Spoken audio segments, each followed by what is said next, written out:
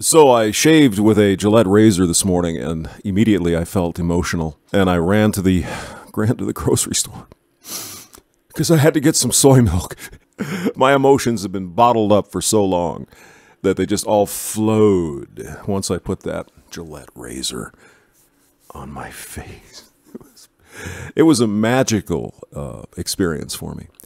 And while I was drinking my soy milk, I thought, women, the bedroom feminists like Melanie and some of the other ones, always telling us, it honestly is almost like there's a memo issued to feminists. It's like, okay, here are the talking points. So when you do a video, you got to hit these same talking points. You got to talk about the wage gap. You got to talk about the rape culture. You got to talk about men not being emotional. They're not emotionally available. And I've puzzled, I've had this puzzle in my brain. What in the world are they talking about? What happens when men share their emotions or want to discuss problems, maybe exclusively to men, but maybe affecting women as well, or we want to throw these things out on the table, which are emotional or problems or things we need to talk about? What happens when men gather together and do these things? Say an MRA meeting, for example, men's rights activists or advocate. They want to have a meeting and they want to discuss things that affect men. What have you seen happen? Everybody has seen the video where the feminazis lined up in protests, protested. They called in bomb threats. They had to move to a different venue because of these bomb threats and various other things. Cassie J goes down to Australia to show the film The Red Pill, which the Red Pill talks about men's problems. What are some of the things men are feeling about, the way the laws are set up, the way men are treated.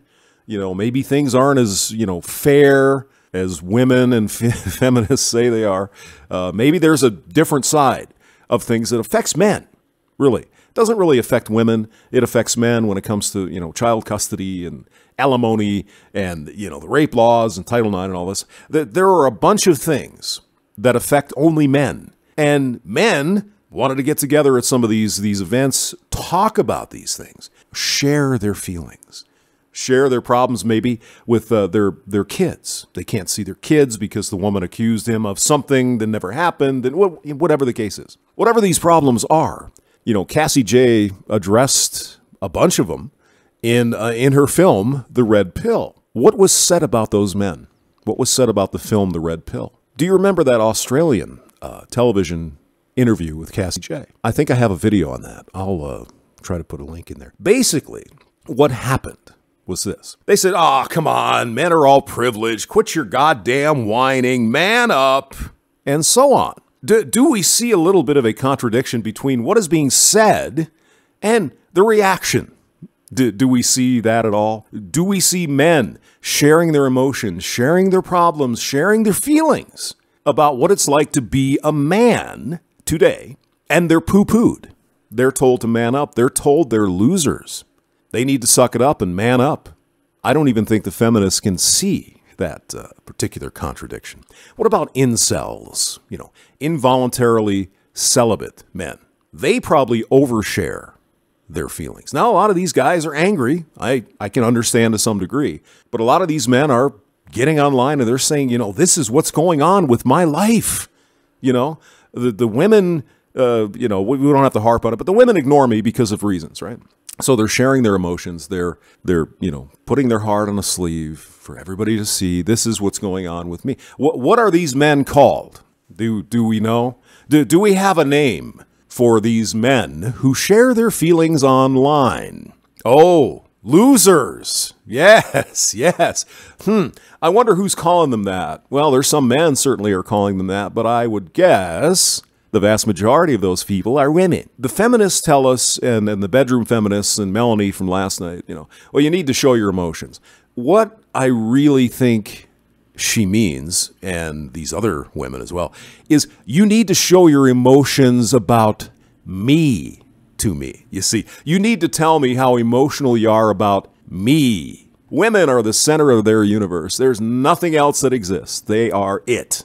And so when a man shows his emotions about, I don't know, whatever, and it doesn't have anything to do with her, well, he should just man up and take care of the problem. Do you see my point? Maybe I'm a little off here, but I'm just kind of riffing here a little bit.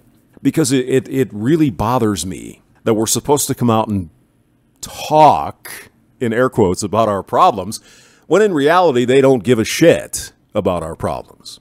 The thing is, men don't just sit and bitch about stuff, right? At least the men I know. I don't, personally. I mean, I'd even had a girlfriend that would come. This was the crazy one. Yeah. Oh, boy. And, you know, she'd come home from work and start bitching about her boss and all these things. And, of course, me be saying, well, you know, maybe you should, you know, try doing this or approach it this way or whatever. Oh, you just... Because she didn't want to solve the problem. She just wanted to bitch about it. You see, when men get together, ladies, here's a clue. When men get together and John over there says, you know, I'm having this issue, whatever. We're not just going to sit and whine about it. We're going to throw out solutions because we like to solve problems because we don't want to be bothered bitching about things. See, we don't want to whine. We want to fix the problem. So if he's having trouble with his girlfriend or whatever, maybe he needs to have a little heart-to-heart with another man. You know, maybe he's being kind of a jerk. Maybe that's part of the problem.